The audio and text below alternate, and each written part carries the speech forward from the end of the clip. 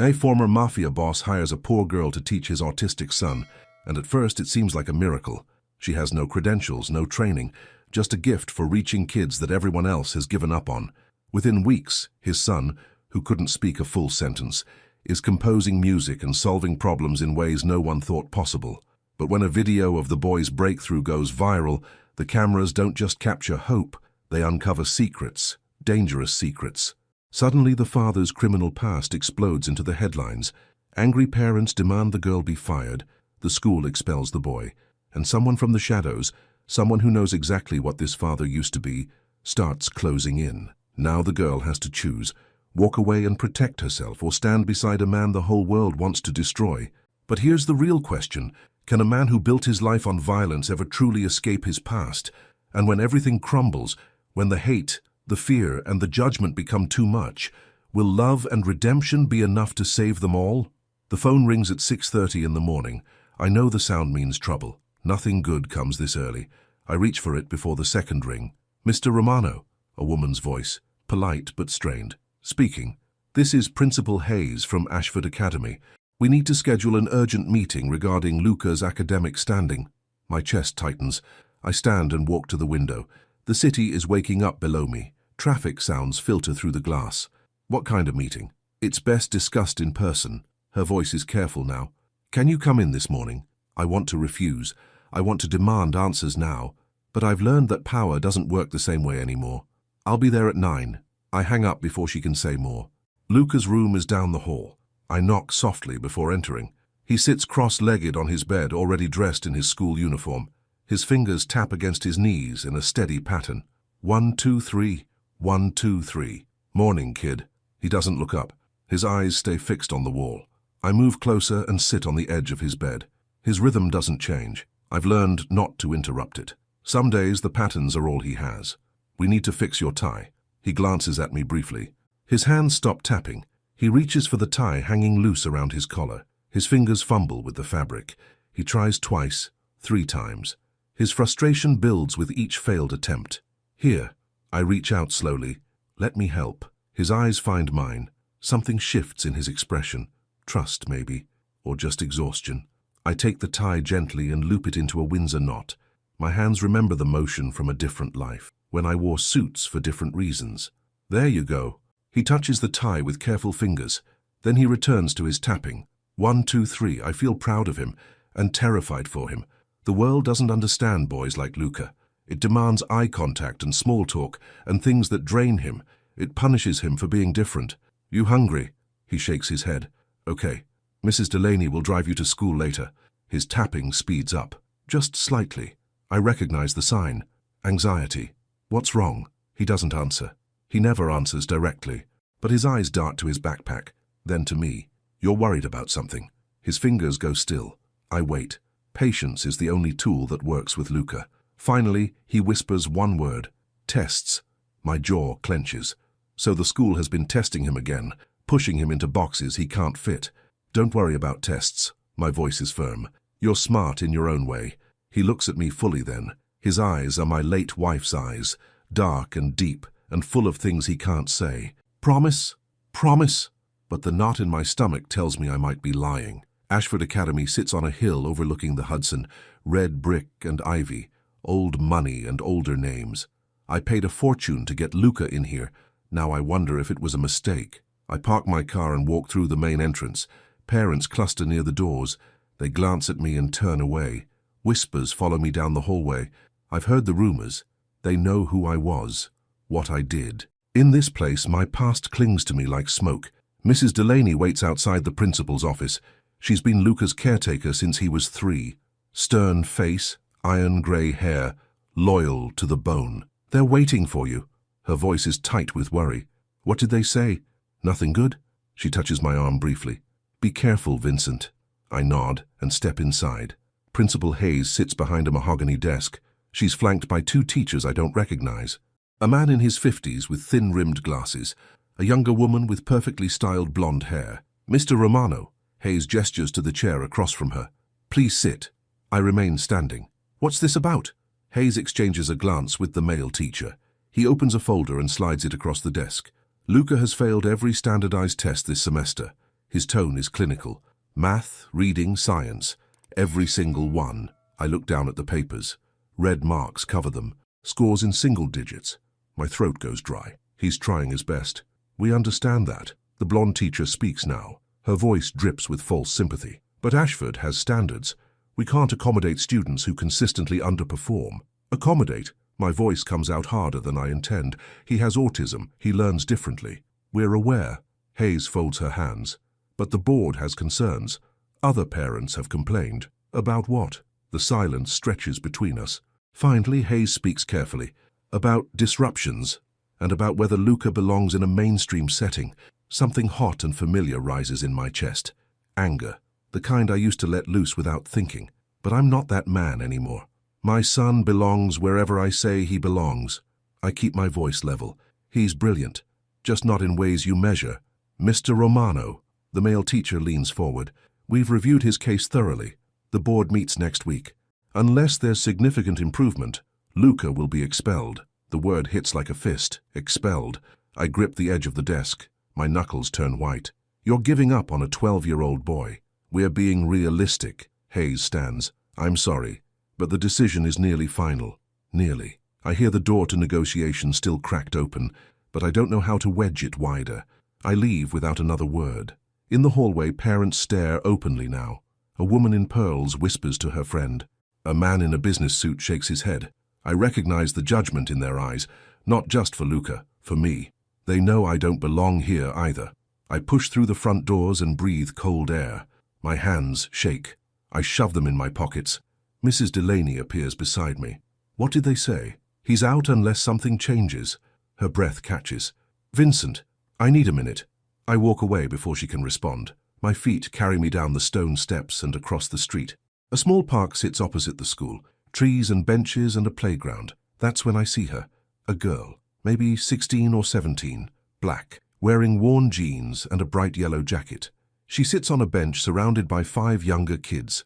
They're doing math, but not the way teachers do it. She's singing, turning multiplication tables into rhythm and melody.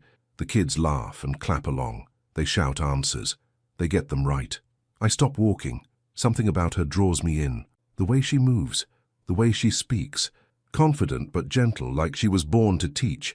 One of the kids struggles with a problem. A small boy with thick glasses. He frowns and shakes his head. A teacher from the school walks past. She glances at the group and makes a comment I can't hear. The girl's face hardens. She stands and speaks firmly. Her words carry across the park. He's not stupid. He's learning, and that takes courage. The teacher huffs and walks away. The girl sits back down. She puts her hand on the boy's shoulder. She says something soft. He smiles. My chest loosens just watching them. This girl has something I haven't seen in years. Something I thought died with my wife, Grace. One of the younger kids tugs the girl's sleeve. Naomi, can we do the song again? Naomi. The name fits her. She laughs and starts clapping. The kids join in. Their voices rise together in a chorus of numbers and joy. I watch for 10 more minutes. Long enough to see her hug each kid before they leave. Long enough to hear one of them mention that Naomi's grandmother needs medicine. Long enough to make a decision. That evening, I find her.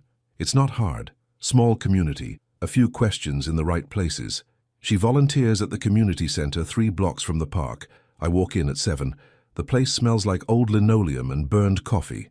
A basketball game echoes from the gym. Naomi sits at a table near the window. Books and papers spread in front of her. She's tutoring a teenage boy in algebra. I wait until they finish. When the boy leaves, I approach. She looks up. Her eyes narrow slightly. Can I help you? My name is Vincent Romano. I keep my distance. I saw you teaching in the park today. Okay. Her voice is guarded now. I have a son, Luca. He's 12. He has autism. He's failing out of school. Her expression softens just a fraction. I'm sorry to hear that. I want to hire you. As his tutor. She blinks. Then she laughs. It's not a happy sound. You want to hire me? Yes. You don't know anything about me. I know you're good with kids. I know you teach in ways that work. She stands. Her chair scrapes against the floor. Look, Mr. Romano, I appreciate the offer, but I don't have credentials. I'm not certified. I'm just a girl who helps kids after school. That's exactly what I need. Why? I hesitate. The truth feels heavy. Because the system is failing him. And I think you might succeed where everyone else gave up. She studies me. Her eyes are sharp, measuring. What's in it for me? Money. Whatever you think is fair. And what's in it for you? My son getting the help he needs. The silence hangs between us, heavy with things unsaid. Finally she speaks. I need to think about it. That's fine. She gathers her books. When she passes me, she pauses. Why me? Really? I look at her directly. Because when that teacher tried to shame that boy today, you stood up for him. That's the kind of person I want teaching my son. Something shifts in her expression. Surprise. Maybe respect. I'll let you know tomorrow. She walks away. I stand alone in the empty room and feel the first hint of hope in weeks. The next morning she calls. I'll do it. Her voice is steady. But I have conditions. Name them. I teach my way. No interference. No telling me he can't learn something. Agreed. And I'm doing this for Luca, not for you. Understood. When do we start? Tomorrow. 8 o'clock. I'll be there. She hangs up. I set the phone down and close my eyes. For the first time in months, I feel like maybe I haven't failed my son completely. Mrs. Delaney doesn't like it. A stranger. She crosses her arms. You brought a stranger into this house? She's a tutor. She's a child herself, and you know nothing about her. I know enough. Vincent. Her voice drops. I've served this family for 10 years. Don't make choices you'll regret. I understand her concern. After everything I've done, trust doesn't come easily. Give her a chance. Mrs. Delaney's jaw tightens, but she nods. Naomi arrives exactly at 8. She wears the same yellow jacket. Her hair is pulled back in a neat bun. Mrs. Delaney opens the door with obvious reluctance. Miss Carter. Good morning. Naomi's voice is polite. Is this the Romano residence? It is. Come in. Naomi steps inside. Her eyes widen slightly at the marble floors and high ceilings, but she doesn't comment. I come down the stairs. Naomi, thank you for coming. Of course. She shifts her backpack. Where's Luca? In his room. I'll take you to him. We climb the stairs in silence. I can feel her nervousness. It matches my own. At Luca's door, I knock. Luca? Someone's here to see you. No answer. I open the door slowly. Luca sits on his bed, same position as yesterday, tapping his knees. 1, 2, 3, 1, 2, 3. Naomi steps inside without waiting for permission. Hi, Luca. Her voice is gentle. My name is Naomi. He doesn't look up. She doesn't push. Instead, she sits on the floor, far enough away not to crowd him, close enough to be present. Then she starts tapping her own knee. 1, 2, 3, 1, 2, 3, matching his rhythm. Luca's fingers pause. His head tilts slightly. Naomi keeps tapping. After a moment, Luca resumes his pattern, but now they're synchronized. I watch from the doorway. My breath catches. Naomi starts humming, a simple melody that follows the rhythm. 3 beats, 3 notes. Luca's eyes finally lift. He looks at her directly. She smiles. I like your pattern. Can I try a different one? She changes her rhythm. 1, 2, 3, 4. Luca watches, then he mirrors her.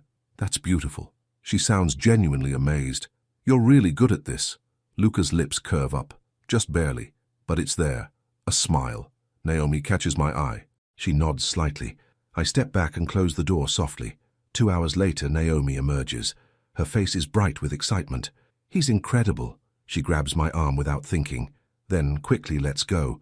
Sorry, but Mr. Romano, your son is brilliant. He smiled for you.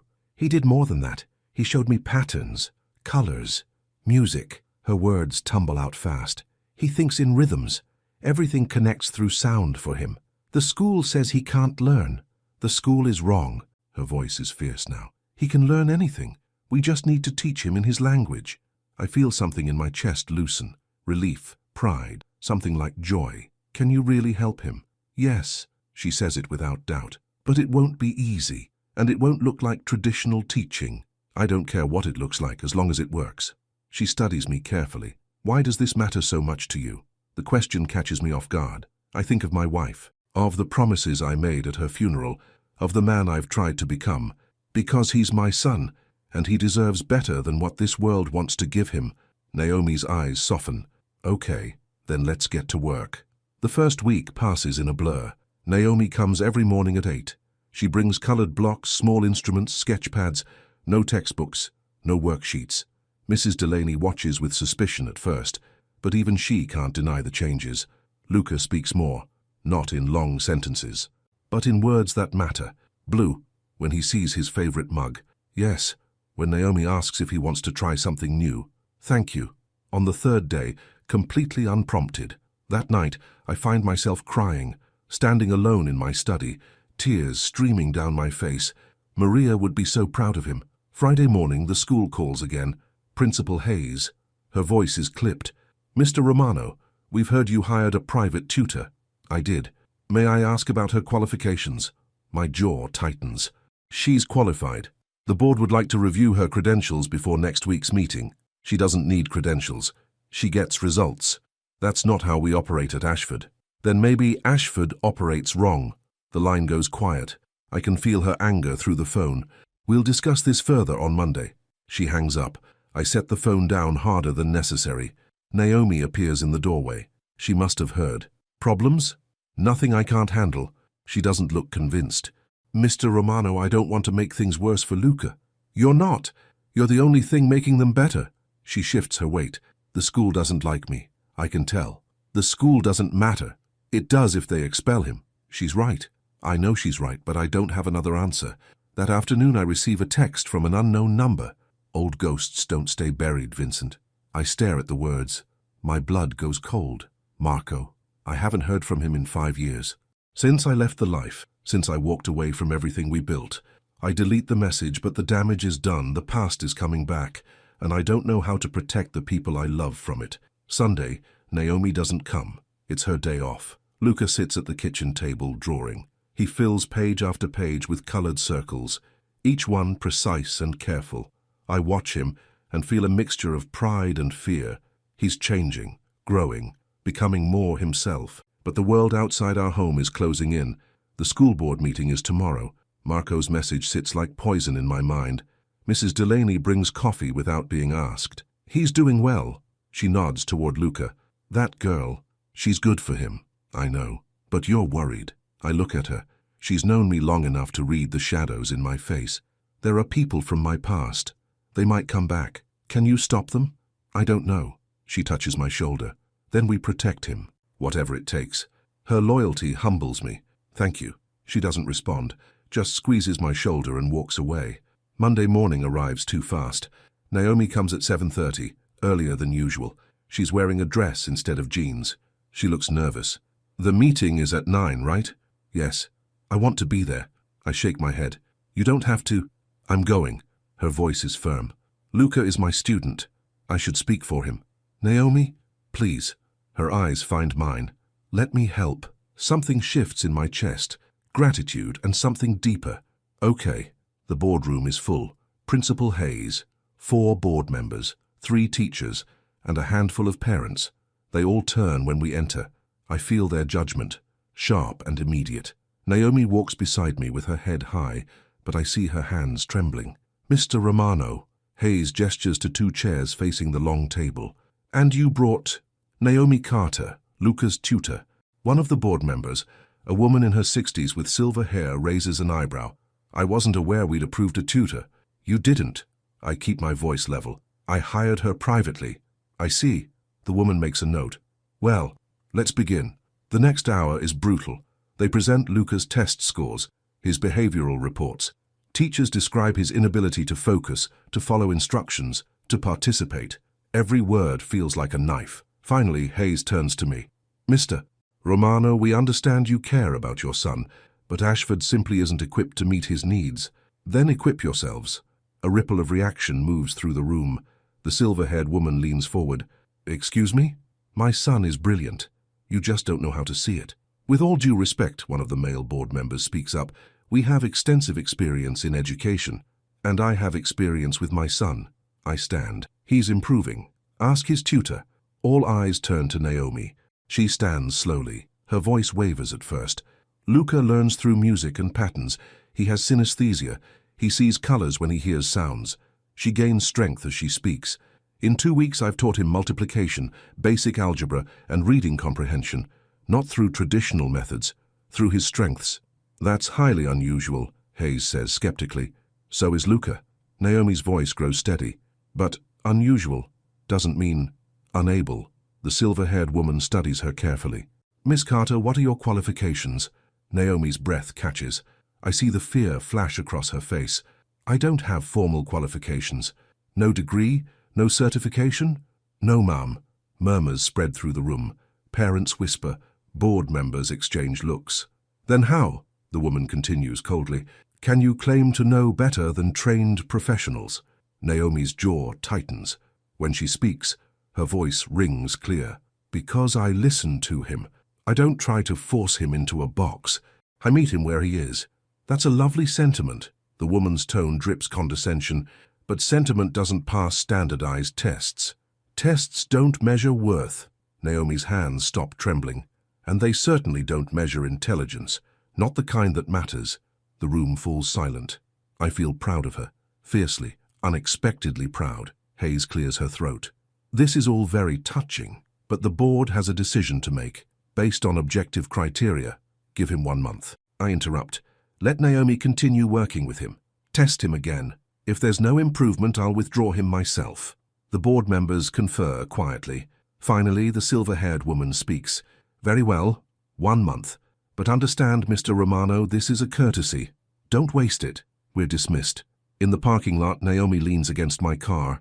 Her shoulders shake. Hey, I touch her arm gently. You did great in there. I was terrified. You didn't show it. She laughs shakily. I wanted to run. But you didn't. You stood up for Luca. She looks at me. Her eyes are wet but fierce. They look down on me. Because I'm young. Because I'm black. Because I don't have letters after my name. I know. But I'm good at this. I am. I know that too. Her breath catches. She wipes her eyes quickly. 1 month. We can do this in 1 month. Yes. We stand together in silence. The morning sun warm on our faces.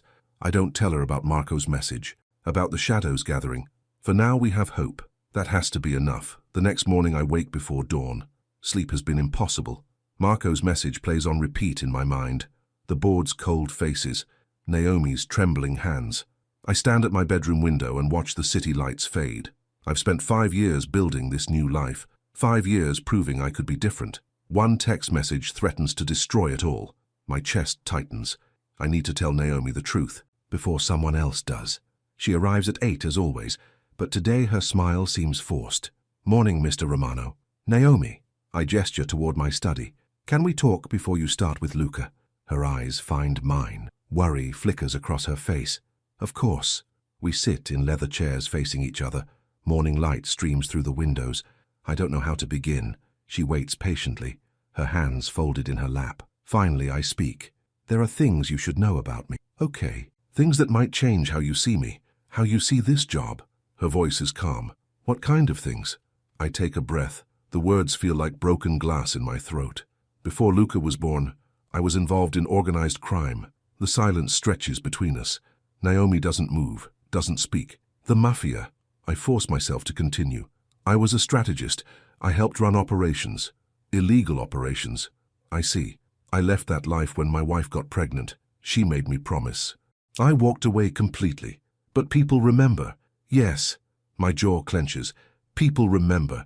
And some people want to use that against me. Naomi studies me carefully. Her expression is unreadable. Why are you telling me this now? Because someone from my past reached out, and because the school board will use it against us if they find out. They already know. Her voice is quiet. I heard them whispering at the meeting. My stomach drops. What did they say? That you're dangerous. That you don't belong there. She pauses. That Luca doesn't belong there either. Anger flares hot in my chest. I'm not that man anymore. I believe you. Her words surprise me. You do? Yes. She leans forward. Mr. Romano, I grew up in the projects. I've seen dangerous men, real ones. Her eyes hold mine steadily. You're not dangerous. You're a father trying to protect his son. Something shifts in my chest. Relief, gratitude, hope. I want you to quit. She blinks. What? Before this gets worse, before my past ruins your reputation too. No. Naomi. No. Her voice is firm now. I'm not quitting. You don't understand what you're getting into. I understand perfectly. She stands. You made mistakes. You changed. That's called redemption. And I'm not walking away from Luca just because people are small-minded. I feel something in my throat tighten. This girl. This brave, stubborn, remarkable girl. Thank you. She nods. Now if you'll excuse me, I have a student to teach. She walks out with her head high. I sit alone in my study and feel grateful and terrified. That afternoon, Luca does something extraordinary. Naomi sets up his keyboard in the living room. She plays a simple melody, 3 notes repeated. Can you show me how this sounds in colors? Luca tilts his head, listening. Then he reaches for his crayons. He draws 3 circles, blue, yellow, green. Beautiful. Naomi smiles. Now can you play those colors back to me? Luca's fingers find the keys. He plays the exact melody she demonstrated. Then he adds more notes. The melody grows, shifts, becomes something new. I watch from the doorway. My breath catches. He's composing. Naomi's eyes fill with tears. She looks at me and mouths, "Do you hear this?" I nod, unable to speak. The melody is simple but pure, like something Maria would have loved. When Luca finishes, the room falls silent. Then Naomi pulls him into a hug. He stiffens at first. Then slowly, carefully, he hugs her back. "You're amazing, Luca." Her voice breaks. "You're so amazing." I step forward, my own eyes wet. "That was beautiful, son." Luca looks at me, really looks at me. His eyes bright. "Did you like it?" 3 words. A complete sentence. A direct question. My voice cracks. "I loved it." He smiles. Full and wide and genuine. Naomi catches my eye. Something passes between us. Understanding. Partnership. Maybe friendship. "We should record this." She pulls out her phone. "The board needs to see what he can do." Word spreads fast in wealthy circles. By Tuesday, I hear the whispers at school drop off. He hired some girl from the projects. No credentials whatsoever. "And you know about his background, right?" I ignore them. Keep my head down. Focus on Luca. But Wednesday morning, 3 parents corner me in the parking lot. A man in an expensive suit leads them. Thomas Blackwell. Old money. Board connections. "Romano." His voice drips contempt. "We need to talk." "I'm listening." "This tutor of yours. She's causing problems." My hands curl into fists. "How?" "She's not qualified. She's teaching unproven methods. And frankly," he glances at his companions, "she doesn't fit our community standards." The meaning is clear. "Say what you really mean, Blackwell." His jaw tightens. "Fine. We don't want her kind around our children." Red floods my vision. The old Vincent surges forward. The one who solved problems with violence. I take a step closer. Blackwell flinches. "My son is learning more from her in 2 weeks than from your precious school in 2 years. That's debatable." "No, it's fact." My voice drops low. "And if you have a problem with her, you have a problem with me." Another parent speaks up, a woman with cold eyes. "We know about your history, Mr. Romano. Perhaps you're not the best judge of character." The words hit like a slap. "My past has nothing to do with this." "Doesn't it?" Blackwell smirks. "Violence, crime, that's who you are. And now you bring an unqualified girl into our school's orbit? She's helping my son. Or maybe you're using your son to cover for something else." His meaning is ugly. "She is quite young." I grab his collar before thinking. "Finish that sentence, I dare you." Teachers rush over. Parents gasp. Someone shouts about calling security. I release him. My hands shake with rage. Blackwell straightens his tie. His face is red. "You just proved my point, Romano. You're dangerous, and so is this situation." He storms away. The other parents follow. I stand alone, breathing hard. Mrs. Delaney appears at my side. "Vincent." Her voice is urgent. "People are recording." I look around. 3 phones pointed at me, capturing everything. My stomach sinks. I've made everything worse. That evening, Naomi sees the video. Someone posted it online. "It's already spreading." Comments flood in. "Violent thug threatens parents." Typical Mafia behavior. "Get him away from those kids." She sits at my kitchen table, her face pale. "Mr. Romano." "I know. I lost control. They're going to use this against Luca." "I know." She closes her laptop. Her hands tremble slightly. "Maybe I should quit. Maybe they're right. Maybe I'm making things worse." "No." I sit across from her. "You're the only thing making them better." "But look what's happening." Her voice breaks. "Luca might lose his school because of me. Not because of you. Because of me. Because of who I was." Tears streak down her cheeks. She wipes them quickly. "I don't know what to do." "Neither do I. But I can't let her see my fear. We keep going. We keep teaching Luca. We prove them wrong." She looks at me with wet eyes. "How?" "By showing the board what he can do. By documenting every success. By not giving up." Her breath catches. What if it's not enough? Then at least we tried. The silence hangs heavy between us. Finally, she nods. Okay, one more week, then we meet with the board again. One more week. Thursday morning brings unexpected news. Principal Hayes calls. Her voice is different, careful. Mr. Romano, the board has agreed to observe a demonstration. What kind of demonstration? Luca and Miss Carter. Teaching session. Tomorrow at 10. My jaw tightens. That's very short notice. It's the best we can offer. The board meets next Monday. This is your chance. I hang up and find Naomi. She's in the music room with Luca. They're working on a new piece. We have 24 hours. She looks up. For what? The board wants to see you teach. Tomorrow morning. Her face goes pale. Tomorrow? Can you do it? She glances at Luca. He's playing scales, lost in his own world. I don't know. Her voice is small. What if he freezes? What if nothing works? Then we tried. But Naomi, I crouch beside her. I believe in you. And I believe in him. Her eyes find mine. Fear and hope war in her expression. Okay, she stands. Then we practice. All day. All night if we have to. They work until 9 that evening. Luca grows tired, cranky. He stops responding to Naomi's questions. I watch her patience wear thin, her frustration build, but she never snaps, never gives up. At 9:30, she calls it. That's enough for tonight. Luca barely acknowledges her. He walks to his room without saying goodnight. Naomi sags against the piano, exhausted. I don't think we're ready. You are. I hand her a glass of water. You just can't see it yet. What if tomorrow is a disaster? Then it's a disaster. But you'll have given Luca your best. She drinks slowly. Her hands still shake. Can I ask you something? Of course. Why do you trust me? Really? I'm nobody. I have nothing to offer. I consider my words carefully. You remind me of my wife. Her eyes widen. Oh, not in appearance. In spirit. I look away. Maria believed people could change. She saw good in me when no one else did. She sounds wonderful. She was. My throat tightens. She would have loved you, and she would have loved watching you with Luca.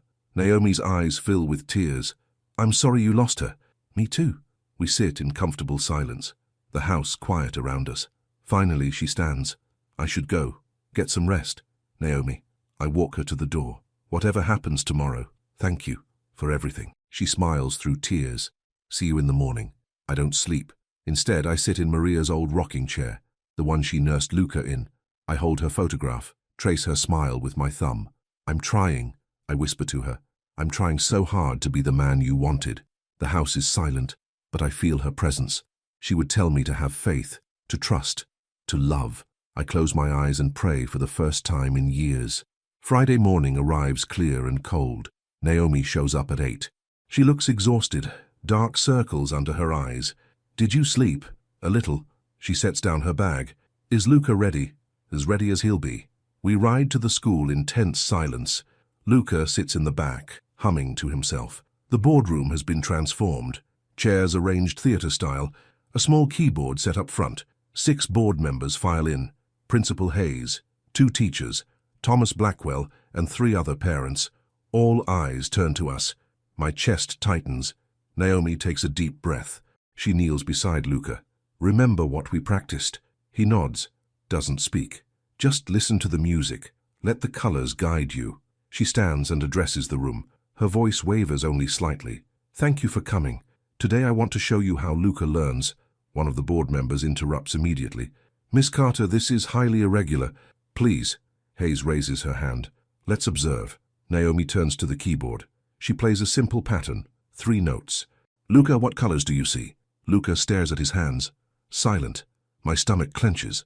Naomi doesn't panic. She plays the pattern again. Slower this time. Take your time, no rush. Finally, Luca whispers, blue, yellow, green. Relief washes through me. That's right. Naomi smiles. Now show me. Can you play those colors? Luca approaches the keyboard hesitantly. Board members lean forward. He touches the keys. First note, second, third. Perfect. Then he adds a 4th, a 5th. The melody grows. Naomi's eyes shine. Now the hard part. Can you show me what 7 times 8 sounds like? Murmurs ripple through the audience. This seems impossible. Luca closes his eyes. His fingers move across the keys. 56 notes. Exactly. The room falls silent. How did he? One board member trails off. Naomi's voice rings clear. Because he doesn't think in numbers, he thinks in patterns, in rhythms, in music.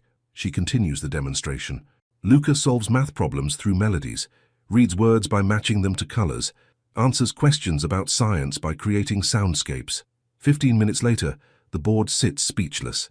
Hayes breaks the silence. This is remarkable. This is Luca, Naomi says firmly. This is who he is when someone meets him where he lives. Thomas Blackwell stands. His face is red. This is a parlor trick, not education. It's not a trick. Naomi turns to face him. It's adaptation. It's understanding that intelligence comes in many forms. And what credentials do you have to make such claims? The question hangs in the air. Everyone waits.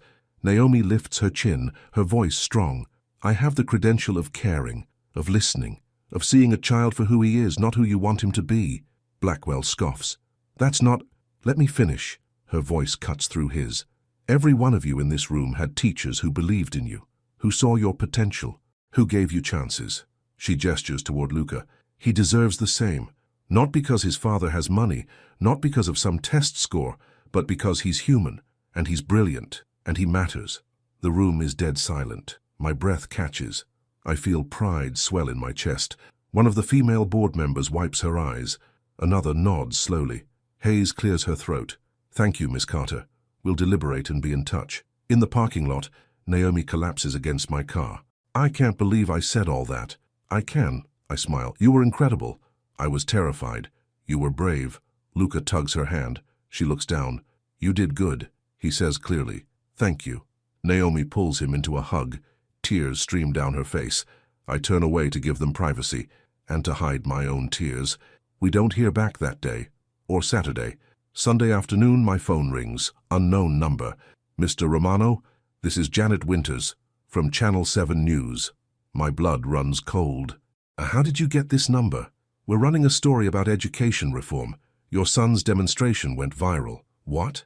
Someone recorded it, posted it online. It has 3 million views. My head spins. Who recorded it? We don't know, but the public response is overwhelming. People want to know more about Luca, about his tutor, about you. No comment. I hang up. Within an hour, 5 more reporters call, then 10. By evening, news vans park outside my gate. Naomi calls, frantic. Mr. Romano, there are cameras at my grandmother's apartment. Don't talk to them, don't say anything. What's happening?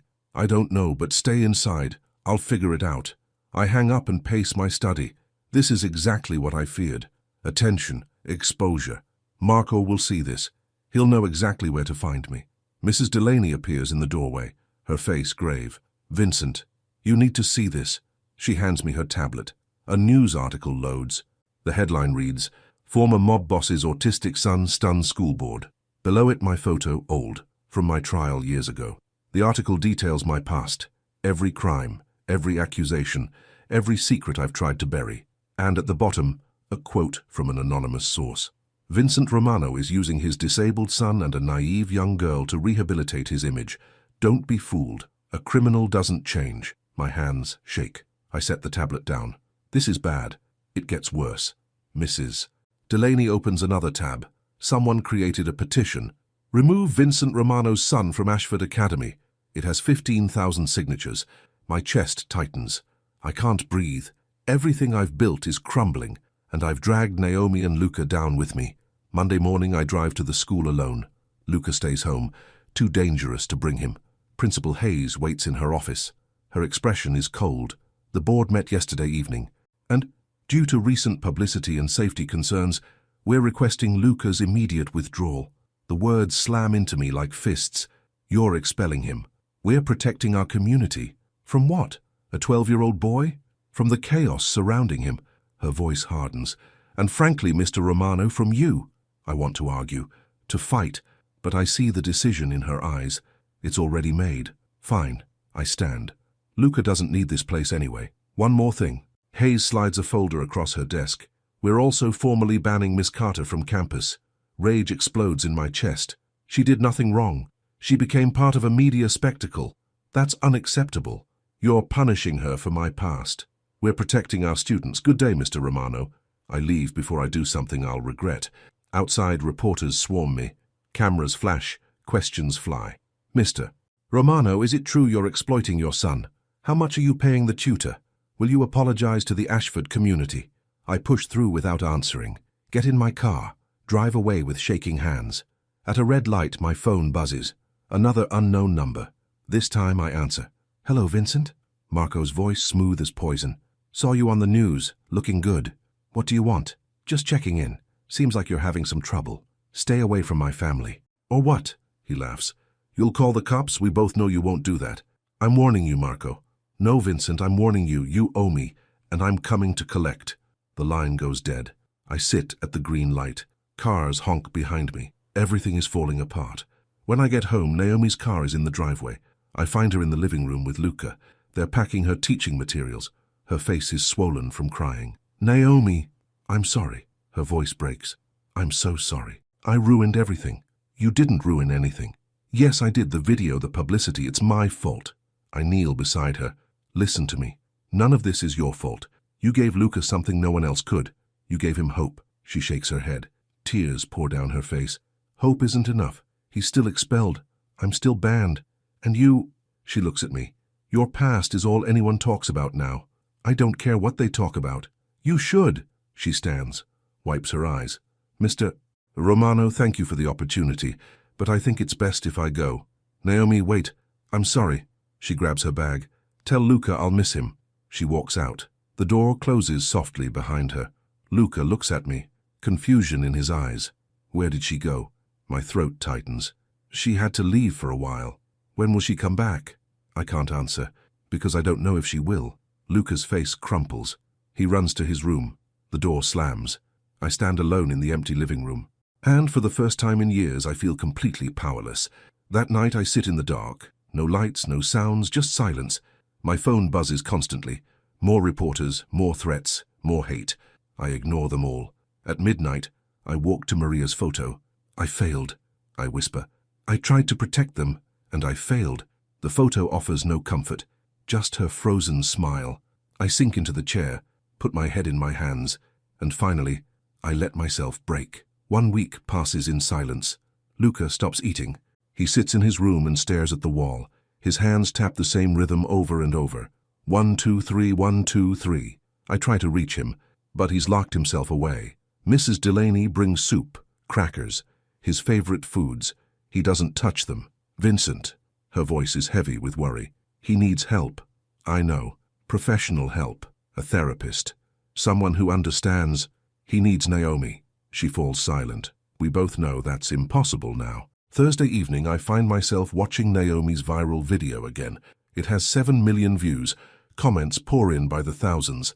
This girl is a hero. More teachers like her, please. That father should be ashamed for putting her in this position. I close my laptop.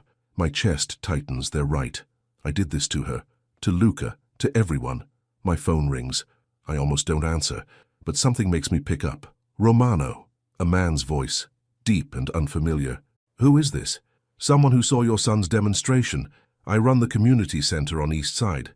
I wait, suspicious. I want to help, if you're interested. Help how? Come by tomorrow, 10 o'clock, we'll talk. He hangs up before I can respond. I sit with the phone in my hand, uncertain, but what do I have to lose? Friday morning, I drive across town. The East Side Community Center is old, brick walls covered in fading paint, but clean, well-maintained. A man waits outside, late 40s, kind eyes. He extends his hand. Vincent Romano, I'm David Chen. You called me. I did. He gestures inside. Come on, I want to show you something. The center is full of kids, after-school programs, tutoring sessions, art classes.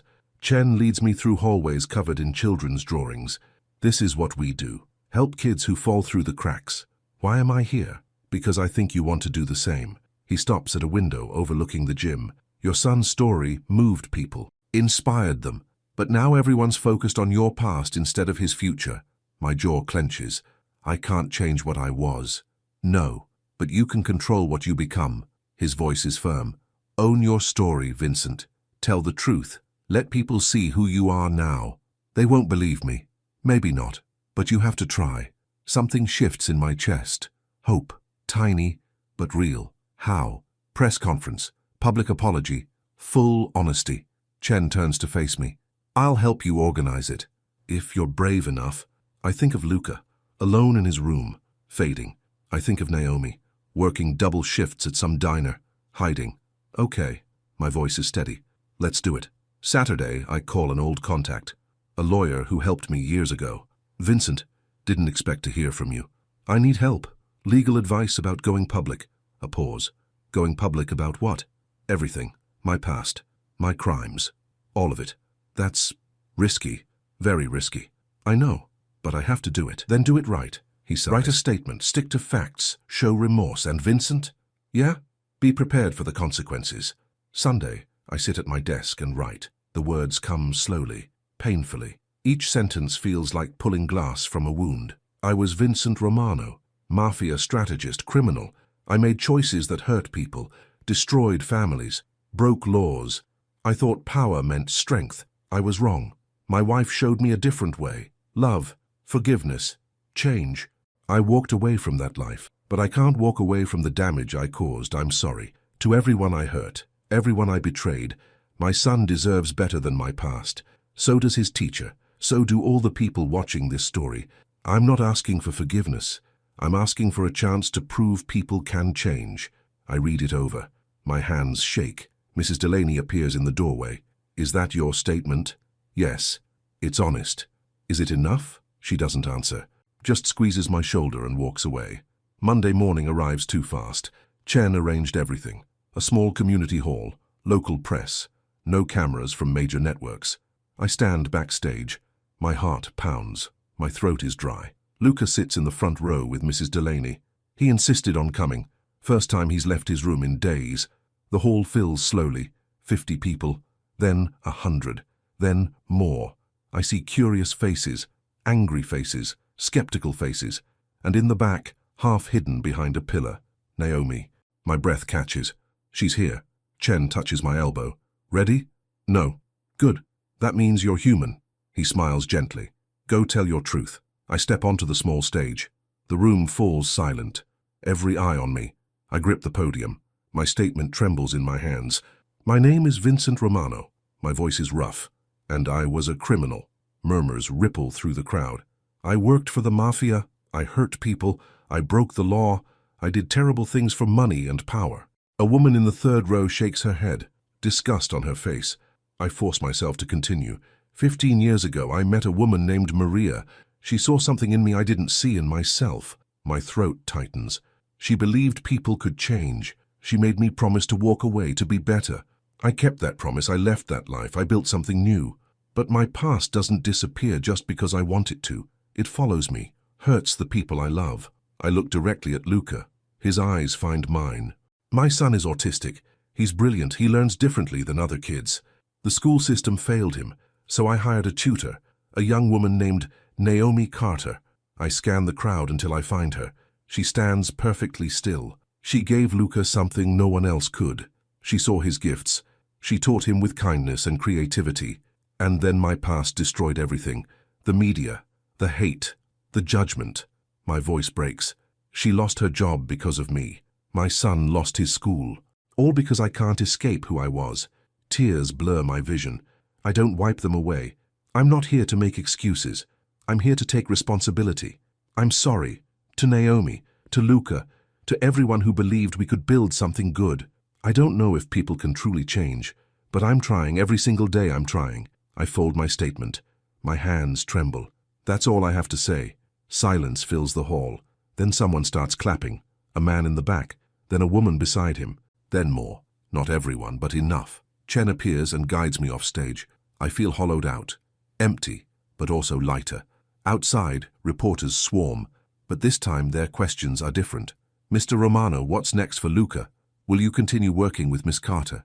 How can the community support you? I answer carefully, honestly.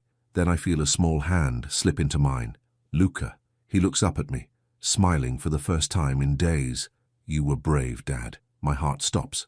He called me Dad. He's never called me that before. I kneel and pull him close. My shoulders shake with sobs. I love you, kid. I love you too. The story spreads faster than I expected. By Tuesday, donations flood into Chen's center. Families reach out offering support. A professor from Columbia emails. She wants to study Luca's learning methods.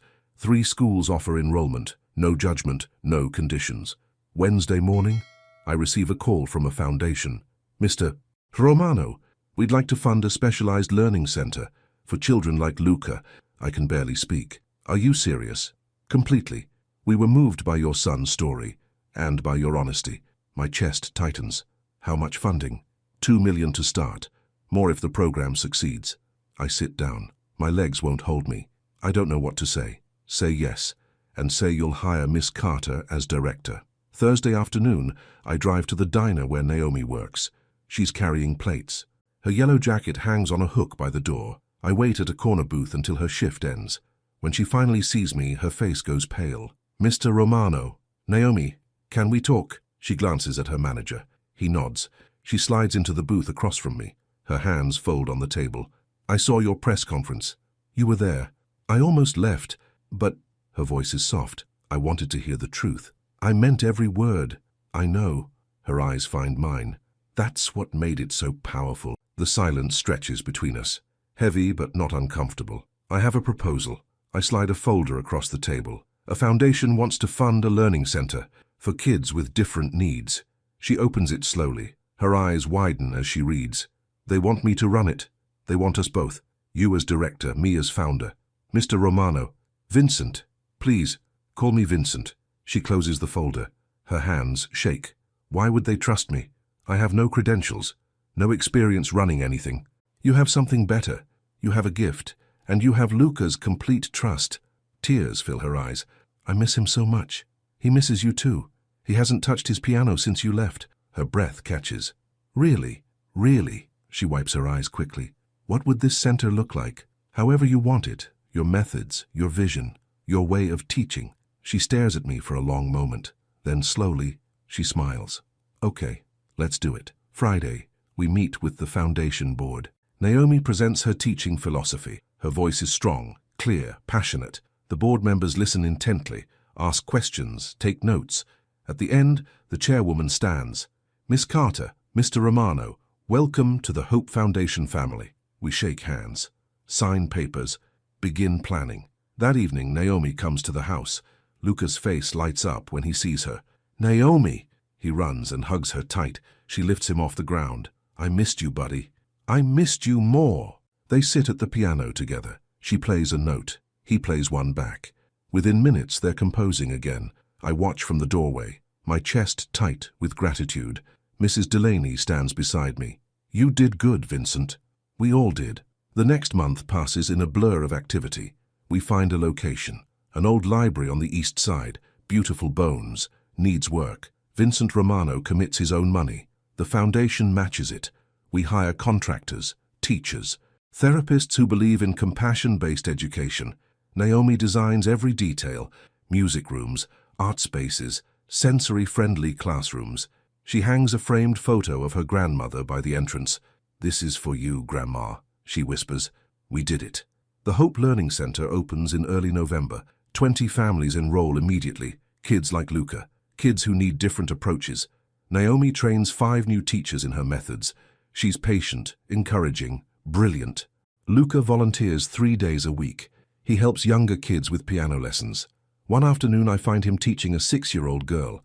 She has Down syndrome. She's struggling with rhythm. Luca takes her hands gently, guides them across the keys. Listen to the colors. His voice is calm. Blue, yellow, green. She giggles and tries again. This time, she gets it right. Luca smiles. See? You can do it. I feel proud of him. So proud my chest aches. December brings unexpected news. Luca's composition, Hope's Key, is nominated for a National Youth Award. The ceremony is in Washington, D.C. Black tie, televised. Naomi and I take him shopping for his first tuxedo. He stands in front of the mirror, adjusting his bow tie. Do I look okay? You look perfect. Naomi's voice is thick with emotion. In the dressing room, she pulls me aside. Vincent, I'm scared. Of what? What if he freezes? What if the pressure is too much? I take her hands. They're cold, trembling. Then we'll help him like we always do. Her eyes find mine. When did you become so wise? When a brave girl taught me how. She laughs through tears. I'm not that brave. You're the bravest person I know. The ceremony takes place on a Saturday evening. The hall is massive, crystal chandeliers, red velvet seats, 1,000 people. Luca sits backstage with Naomi. I watch from the wings. 5 other kids perform first. Violin, voice, dance, all incredible. Then the announcer calls Luca's name. Luca Romano performing his original composition, Hope's Key. Naomi walks him to the piano. She kneels beside him. Remember. Her voice is barely a whisper. It's just you and the music. Nothing else matters. He nods. His hands shake. She squeezes his shoulder and steps away. Luca sits at the piano. The spotlight blinds him. His breathing quickens. I see panic building. He's going to freeze. But then he closes his eyes. His fingers find the keys. And he begins to play. The melody is simple at first. 3 notes. The pattern he and Naomi created weeks ago. But then it grows, expands, becomes something transcendent. Every note is precise, every phrase full of emotion. I hear Maria in it, her laughter, her warmth, her love. I hear Naomi, her patience, her strength, her grace. I hear Luca himself, his struggle, his triumph, his hope. The audience sits in perfect silence, transfixed. When he plays the final note, the hall erupts. Standing ovation, tears, thunderous applause. Luca opens his eyes, confused by the noise. Then he sees Naomi in the wings. She's crying, smiling. He stands and runs to her. She catches him, lifts him, spins him around. "You did it! You were perfect!" I was scared. "I know, but you did it anyway. That's what courage is." I join them, pull them both into a hug. "I'm so proud of you, son." Luca looks up at me, his eyes bright with joy. "Did Mom hear it? In heaven?" My throat closes. I can barely speak. Yes, she heard every note. We don't win the award. A girl from Seattle with a haunting violin solo takes first place. But Luca doesn't care. He got to play, to share his music with the world. That's victory enough. On the flight home, Naomi falls asleep against my shoulder. Luca leans on her other side, also sleeping. I look at them, these 2 people who saved me, and I feel something I haven't felt in years. Peace. Christmas comes quietly. We spend it at the center, decorating, baking cookies, singing carols. 20 families join us, kids and parents, teachers and volunteers. Naomi leads everyone in songs, her voice clear and strong. Luca plays piano accompaniment.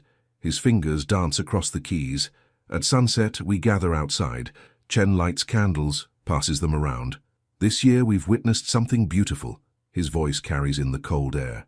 A community coming together, choosing compassion over judgment. He looks at me. "Vincent, would you like to say something?" I didn't prepare anything, but I stand anyway. A year ago I felt hopeless. My son was failing. I was drowning in my past. Then a girl in a yellow jacket showed me something I'd forgotten. I look at Naomi. She wipes her eyes. She showed me that kindness changes everything, that love heals, that people can start over. My voice breaks. "Thank you, all of you, for giving us a second chance." The crowd is silent. Then someone starts clapping. Then everyone. Naomi comes to stand beside me. She takes my hand. "Thank you for believing in me," she says quietly. "Thank you for saving my son." I think we saved each other. January brings more growth. The center expands. We hire 3 more teachers. Open a second location. Naomi is featured in education journals. Invited to speak at conferences. She stays humble, focused, committed to the work. One afternoon, she asks me to visit Maria's grave. Is that okay?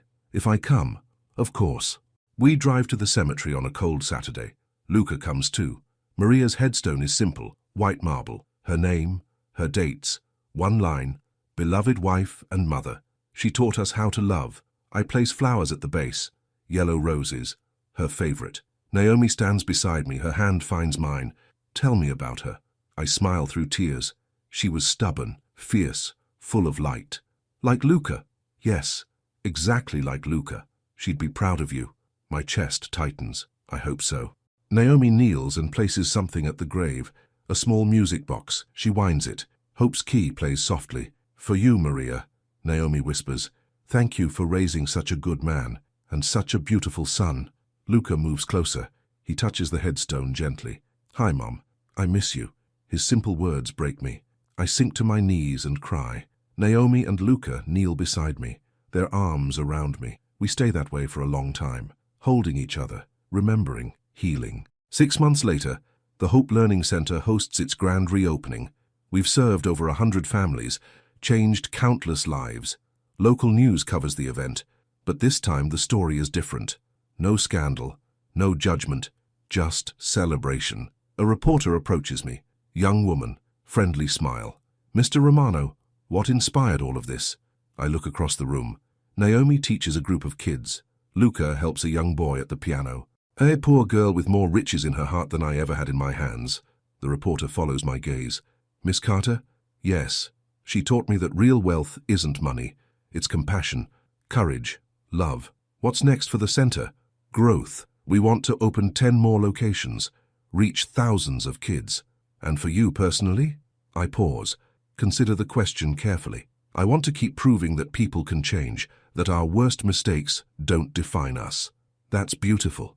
It's the truth. That evening, after everyone leaves, Naomi finds me in the music room. Vincent, hey.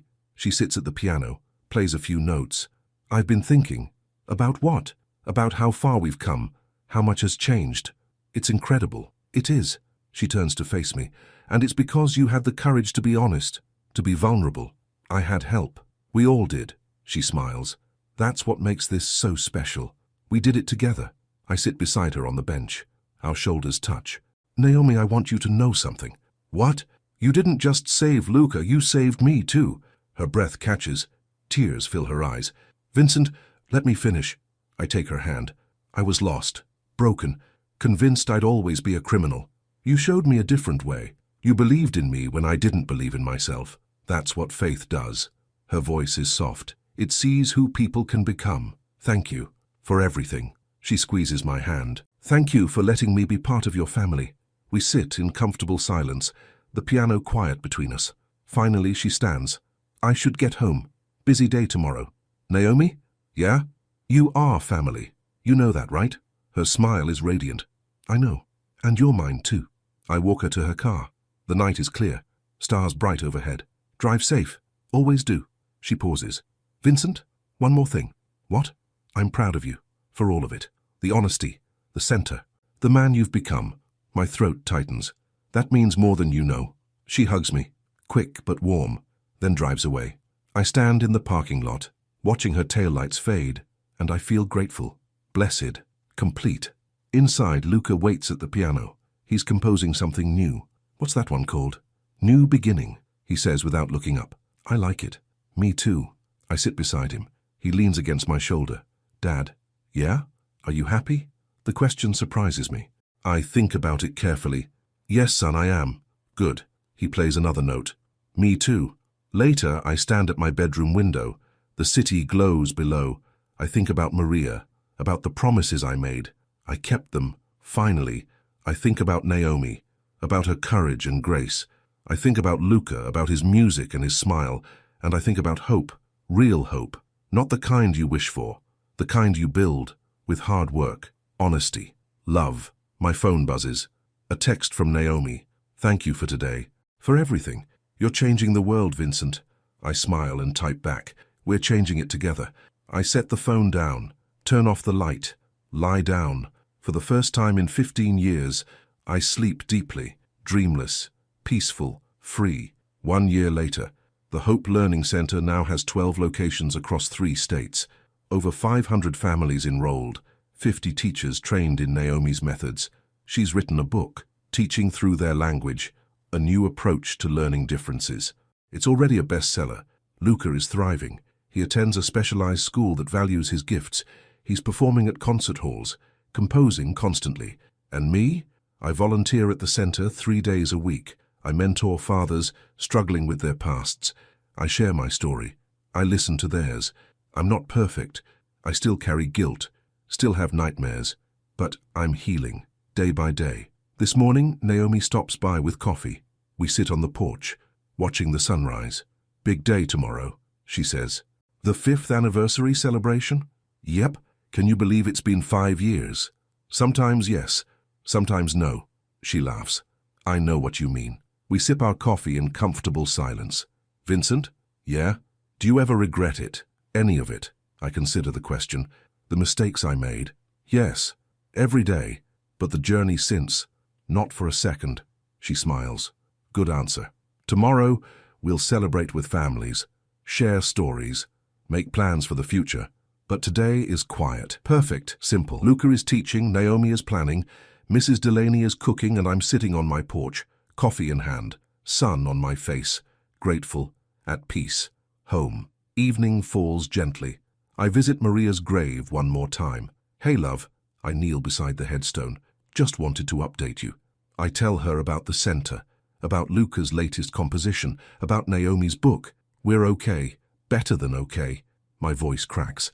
I wish you were here to see it. The wind rustles through the trees. Almost like an answer, I place fresh roses at the grave, stand slowly. Thank you for believing in me, for saving me. I walk back to my car, the sun setting behind me, and I feel her with me, in every good choice, every act of kindness, every moment of love. She's still teaching me, even now. At home, Luca practices piano. The sound drifts through the house, beautiful, pure, full of hope. I stand in the doorway, watching him. My son, my miracle. He sees me and smiles, doesn't stop playing. I smile back. Everything we've built, everything we've overcome, everything we've become. It all started with one choice: to change, to try, to love. That night, I tuck Luca into bed, 12 years old now, almost a teenager. Dad? Yeah, buddy? I'm glad you're my dad. My eyes fill with tears. I'm glad you're my son. Will you always be here? Always. I promise. He hugs me tight, then rolls over, asleep within minutes. I stand in his doorway, watching him breathe. This boy, this incredible, beautiful boy, he saved me, just by being himself. Downstairs, I sit in Maria's rocking chair, hold her photo. We did it, I whisper. We raised a good kid. The house is quiet, peaceful. Outside, the city hums with life. Inside, I'm finally still. No running, no hiding, no fear, just gratitude and love and hope. My phone buzzes. Naomi. Sleep well, Vincent. See you tomorrow. Love you. I smile and text back. Love you too. Both of you. Because Naomi is family now. She's Luca's teacher, my friend, our guardian angel. I turn off the lights, lock the doors, climb the stairs. Tomorrow will bring new challenges, new opportunities, new moments of grace. But tonight, I rest. In bed, I close my eyes, think about the journey, from criminal to father, from broken to healed, from lost to found. It wasn't easy. It isn't over, but it's beautiful, and it's mine. The last thing I think before sleep takes me. Thank you for second chances, for Naomi, for Luca, for love. Thank you for teaching me that redemption is real and that hope never dies. I smile in the darkness. Everything is finally at peace. The end.